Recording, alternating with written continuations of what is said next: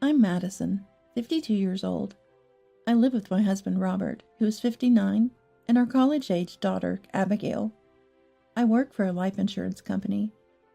Robert, my husband, seems to have become more irritable with age.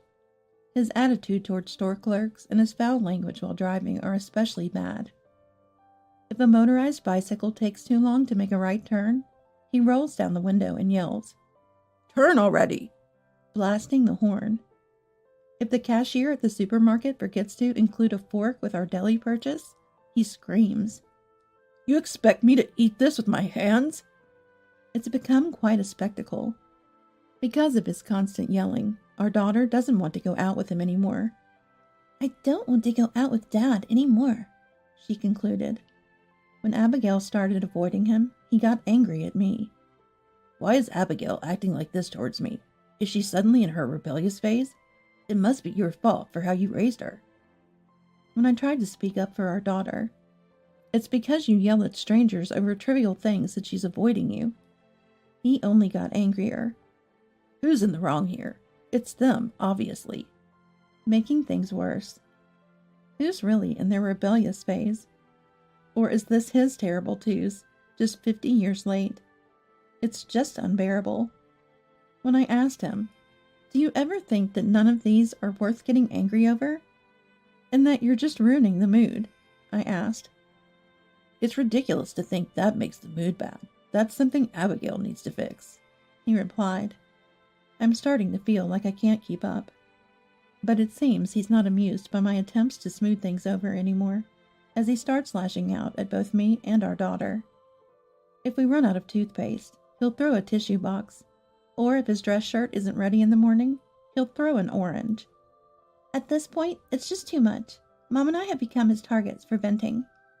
My daughter finally exploded in frustration. I can almost hear it, a faint sound behind my eardrums. The sound of our family breaking apart. Mom comes home tired from work, too. And to get yelled at just because there's no toothpaste, and then to have things thrown at us, it's just too much.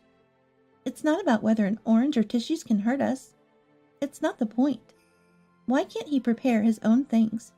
It's like walking into a minefield, never knowing when you'll step on a mine. So my daughter increasingly began to avoid my husband. This only made him more aggressive. "Why is Abigail's attitude towards me so bad?" He kicked the bathroom sink, trying to intimidate me. Toothbrushes clattered to the floor from the kicked sink. At this point, I started to think that I must somehow save my daughter, if not myself, from my husband's unreasonable tyranny. Winter came, and although I had been vaccinated, my job with the life insurance company mostly involves field work, so I inevitably caught the flu and was bedridden. I had a high fever, but the timing was terrible. John, my father-in-law, had planned an overseas trip for his 80th birthday celebration, and it was supposed to be me, my husband John, and my mother-in-law Mary. Given the season, it could have been a contagious disease, but it was just the flu. "Such things will heal during the trip abroad. Just come along. The plane tickets and hotel reservations are already made," my husband commanded. However, I can't go because the flu is contagious, and I don't want to spread it. I had no choice but to refuse. I would not only be a nuisance to my in-laws, but to everyone on the plane and at the destination. But my husband was in the midst of his terrible twos. "What the hell? Why do you have to get sick today of all days? We've been planning this for a long time." He slammed the table. "There's nothing I can do about it." "Your self-care is just pathetic. I have to do all the preparations by myself now. Are you kidding me?" He started preparing alone, yelling and shouting. He noisily opened and closed the suitcase to start packing. The next morning, I was awakened by my husband's yelling. It was only 4 a.m. He had stayed up all night preparing for the early flight. "I had to stay up all night because I had to prepare alone." He was screaming. "I'm sorry, but I have a fever." My voice was hoarse from the flu. The fever showed no signs of subsiding. I was coughing. My body ached so much I couldn't get out of bed. Even though I got medicine from the doctor yesterday, I felt worse than the day before. You're really good at pretending to be sick, he spat. It's not an act. I really have a fever, I said in a raspy voice. Then, in the kitchen, my husband turned the faucet on full blast. The noise was loud. He quickly filled a bucket with water, and then, if you have a fever, you should cool down, right? He threw the cold water over me, still in bed. What? I was too stunned to respond. Water dripped down my hair, pajamas, the bed, and onto the floor. Puddles formed on the floor, and the dripping water made noise as it hit them. The area was soaked. The wet blanket made an uncomfortable noise. Cool your head with that. Maybe it'll help you think straight. He sneered at me, picked up his suitcase. Make sure everything is clean by the time I get back. Both the house and your head. Cool it down and reflect. My husband laughed and left the door open as he walked out. The commotion woke up my daughter. Mom? Seeing the soaked floor in bed and me, she cried out in shock and ran over.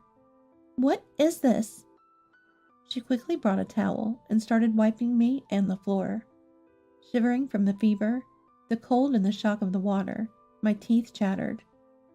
In between the chattering, I stuttered out words.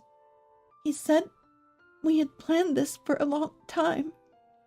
To cool my fever in my head, and to clean the house in my head by the time he gets back. That's terrible. My daughter wrapped me in the towel, but as she did, tears welled up in her eyes, and her hands trembled. Wrapped in the towel, I thought to myself, this trip was meant to be a way for my husband to use up his paid leave before retirement. I had planned to do something when my husband retired, but now I'll just do it right away, just a little ahead of schedule, that's all. I'll clean up all right, I murmured. 3 weeks later, my husband returned, and precisely at the time he was expected to arrive home, the phone rang. I anticipated this, so I answered. Hey, where the hell are you? His voice boomed so loudly, I wanted to move the receiver away. I calmly replied, in a tone contrasting his. I'm at my parents' house with Abigail. Why are you so calm? He bit back, his tone escalating, and then, why has it come to this? His voice cracked and fizzled out. It was as if he was at a loss for words. This has come to this? He couldn't continue. I cleaned up, like you said. I spoke the words he couldn't. You mean to tell me you didn't want it this clean? But it's the ultimate clean, isn't it? I cleared it out for you, nice and clean, down to the bare land. Where our house once stood, there should now be just open land. Our house, where is it? My husband alternated between speechless gasps and rapid-fire questions. Understandably so, given the rare and swift nature of what he was seeing.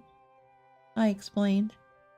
I hadn't expected my husband to cool down or understand. After all, that land belonged to my parents, and I owned it, right? You're the one who said when building the house, it's your parents' land, so the house should be in your name.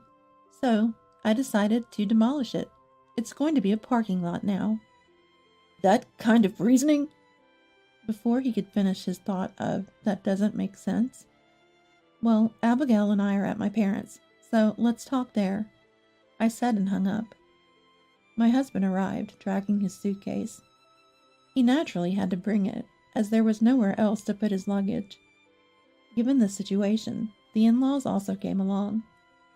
Thanks to that, the living room was cramped with me, my daughter, my parents, the in-laws, my husband, and 3 suitcases. As soon as he arrived at our house, my husband, without even greeting my parents, I'm exhausted from returning from Italy, and this is what I come back to? Is this some kind of spiteful act? Even if it is, this is going too far. He ranted and raved with great noise and fury, and then, take this. He threw a piece of cheese at me, probably thinking it was a souvenir. Did you see all that? I asked the in-laws, who had witnessed the entire scene. My husband didn't realize his actions were wrong, having become too commonplace. We saw everything, was all the in-laws could say. But my husband, oblivious to his behavior, threw more accusations. What? What did you see? It's unbelievable. I had to tell him. What you just did counts as causing emotional distress. Huh? Which part? Which action? We're family, for God's sake. Even in a family, there are right and wrong things to do. Take this. That's not something you do to anyone, right? Let alone to family. You've done this to strangers before. My daughter chimed in. Then, turning to the in-laws. Grandma, Grandpa, please help. She played an audio file on her mobile phone. The in-laws listened. By the end, their expressions had turned to, "We must help our granddaughter." The recording started with my husband's voice. Why isn't there any toothpaste? Then the sound of something being thrown. Ouch! My scream. Don't say it hurts just because of a tissue box. I'm busy in the morning. How could you run out of toothpaste? That was the end of the recording. My daughter tapped another audio file. Then, "There's no dress shirt laid out." My husband's angry shout followed by a noise. "An orange will leave a bruise. You expect me to go to the dresser for a shirt in this rush?" She then switched from the audio file to a photo on her mobile phone. This photo is from the morning of the trip. It showed me drenched, the flooded floor, and a tipped-over bucket. Good heavens! Having listened and seen the photo, the in-laws were speechless. Madison was down with the flu, had a high fever. And at such a time, this child? Mary's voice trembled. I explained to the in-laws while looking at the photo. This was one morning when my fever wouldn't subside. Robert threw a bucket of cold water on me to cool me down. That's outrageous. The in-laws could only shriek. Amidst this, a voice of surprise, but for a different reason, rose. It was my husband. What? He clearly hadn't expected to be recorded. The shock was evident in his voice. My daughter said, I was so scared. I started recording because of how afraid I was. Clutching her mobile phone, her voice quivered. I'm so sorry. We didn't realize it had come to this, Mary said, shaking as she tried to embrace my daughter. I continued. That's why, seeing the escalation of my husband's everyday behavior, my daughter began to avoid him, and his anger at being avoided. I had been considering divorce upon his retirement. What?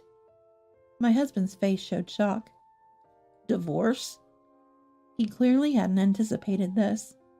Flustered, the man who had been so vociferous and assertive until a moment ago now clung desperately, wondering where all that bravado had gone. But I never showed any sign of that. And if what I said and did was so hard on you, you should have just told me. He started. The nerve of him to say, just tell me. I responded, I have told you repeatedly that it's not worth getting angry over and that it ruins the mood every time. But you never stopped, did you? I quietly let out all the frustrations I had been holding back, but he persisted. If you had told me more forcefully. I sighed. It's always the same. When the victim finally snaps, the perpetrator often doesn't realize they were causing harm. This was a classic example. I decided to take this opportunity to tell my parents and the in-laws about everything he had done to others, including his behavior while driving and shouting at supermarket cashiers. He would deny it, saying, Did I really say that? I didn't. But each time, I was there, I heard it, my daughter would counter. It seemed he either didn't remember or minimized his actions, feeling relieved after shouting. Listening to all this, I realized that people who shout in supermarkets probably forget what they said afterward. And even so, to hold on to such trivial things I don't even remember, to go as far as leveling the house over it? He tried to return to the topic. I could understand the visual impact of seeing the house reduced to rubble was shocking. But Mary angrily and sadly retorted, All that pent-up frustration exploded because of what you made her endure. How can you call it trivial?" His bluster deflated with her words. As for me, I was steadily preparing for the retirement in 2 months. It just happened sooner because of the circumstances, I explained. Mom added, "We had already discussed it. We were prepared for Madison to move in with us if they separated. We had heard all the stories and thought divorce was inevitable, and we wanted to evacuate our granddaughter as soon as possible." This confirmed that my intentions had been known for some time. Mary continued, "You may think it's trivial, but this is a grave sin. The feelings Abigail had while recording and taking photos on her mobile phone. The feelings Madison had while reducing the house to rubble. Just imagining their hearts, and resolve makes mine feel like it's going to burst. Don't you have the imagination to understand that? Can't you put yourself in someone else's shoes? I apologize, not expecting forgiveness, but with the meaning of 'I'm sorry, I won't do it again,' not just 'I'm sorry, please forgive me.'" She shouted and slapped my husband on the back. Then she knelt on the ground before my husband did. John also knelt down and said, "I'm truly sorry. My son has been incredibly rude." John pushed my husband's head down, and he apologized. But still, "I won't divorce. Don't decide that on your own," he stubbornly said. "You really are unbelievable." Mary slapped his back while crying. "Even after hearing that audio, you still don't want to leave. You really must have a heart of a demon." Hearing this, I thought maybe over the years a demon had indeed taken residence in my husband's heart. I even contemplated if demolishing the house might have exorcised that demon. I decided to sprinkle salt on the parking lot that replaced our home. Eventually, we settled for a mediated divorce. The audio recordings my daughter had made served as evidence of the mental anguish I had suffered regularly, and I was awarded alimony in the divorce settlement. My daughter and I stayed with Mom and Dad for a while before renting an apartment. I continued working at the life insurance company. Now freed from the uncertainty of what might trigger an outburst, I began to enjoy peaceful mornings, realizing how much stress I had been under. The site of our old house became a parking lot, providing a steady income, which helped me save a little for my daughter's wedding fund. Mary and John were furious and refused to let my husband into their house. They wanted to protect their granddaughter.